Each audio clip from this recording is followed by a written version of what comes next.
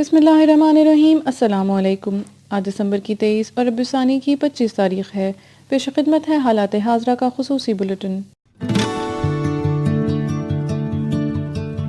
سعودی عرب embassy نے اپنے ایک سرکاری بیان کے ذریعے ایسی تمام خبروں کی سختی سے تردید کی ہے جن سے یہ تاثر قائم ہو کہ پاکستان کا کوالالمپور سربراہی کانفرنس میں شرکت نہ کرنے کا فیصلہ سعودی عرب کے دباؤ کا نتیجہ ہے۔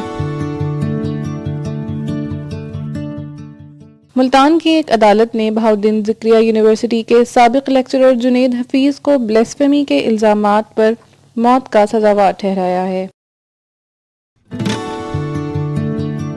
برطانوی اخبار گارڈین نے یہ دعویٰ کیا ہے کہ اسرائیلی جاسوسی نظام نے پاکستان کے سرکاری افسروں کے واٹس ایپ کو نشانہ بنایا ہے۔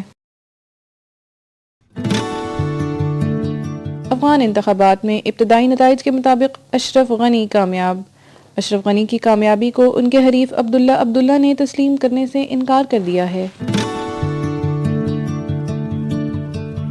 ایران، ملائیشیا، ترکی اور قطر کا باہمی تجارت کے لیے سونا استعمال کرنے پر غور۔ کوالالمپور سربراہی کانفرنس کے دوران ملائیشیا کے وزیر اعظم ڈاکٹر مہاتیر محمد نے انکشاف کیا کہ ماضی میں مغربی طاقتوں نے مسلم دنیا کے لیے مشترکہ کرنسی کا مجوزہ پروگرام بلاک کر دیا تھا۔ ملائیشیا کے وزیر اعظم اسلامی سربراہی کانفرنس میں ایران کے صدر حسن روحانی کی جانب سے مسلم دنیا کے لیے مشترکہ کرنسی کی تجویز پر بات کر رہے تھے۔ انہوں نے مزید کہا کہ یہ پہلی بار ہے کہ ایسی تجاویز ایران اور ترکی کی طرف سے آ رہی ہیں اور اس میں شک نہیں کہ جلد یا بدیر ہمیں ڈالر پر انحصار ختم کرنا ہوگا۔ اگر تمام ممالک متفق ہو جائیں تو ایک مشترکہ کرنسی بنائی جا سکتی ہے۔ ملائیشیا کے وزیر اعظم ڈاکٹر مہاتیر محمد نے کہا ہے کہ مستقبل میں معاشی پابندیوں کے اثرات سے بچنے کے لیے سونے اور مختلف برآمدات کے بدلے دیگر اشیاء کی درآمد یا بارٹر سسٹم پر غور کیا جا رہا ہے۔ ملائیشیا کے دارالحکومت کوالالمپور میں کانفرنس کے آخری روز اپنے خطاب میں وزیر اعظم مہاتیر محمد نے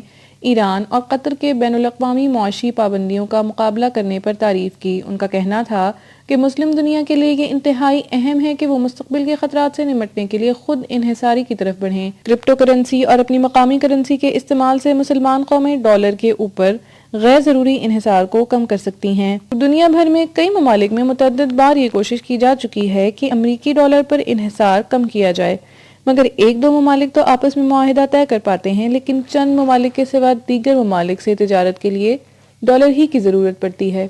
مسلم ممالک کی اس جذباتی خواہش کو قابل عمل بنانے کے لیے یہ لازم ہوگا کہ ہر مسلم ملک دوسرے مسلمان ملک کے ساتھ الگ الگ تجارتی معاہدہ کرے اور اس کے لیے ورلڈ ٹریڈ آرگنائزیشن کے تجارتی قوانین سے بھی الگ ہونا پڑے گا اور اپنی کرنسی کو ہر تجارتی پارٹنر کے ساتھ کرنسی کلیئرنگ کا نظام بنانا پڑے گا۔ حالات حاضرہ کا یہ خصوصی بلیٹن کرنٹ افیئرز ڈائجسٹ کی ادارتی ٹیم نے تیار کیا ہے۔ اگر آپ کو ہمارا یہ بلیٹن پسند آیا ہے تو اپنی قیمتی آراء سے ہمیں ضرور آگاہ کیجیے۔ ہمارے کانٹیکٹ ڈیٹیلز اور سوشل میڈیا لنکس آپ کی سہولت کے لیے ڈسکرپشن باکس میں موجود ہیں۔ تازہ ترین معلومات، تجزیوں اور تبصروں کے لیے ہمارے چینل کو سبسکرائب کرنا نہ بھولیں۔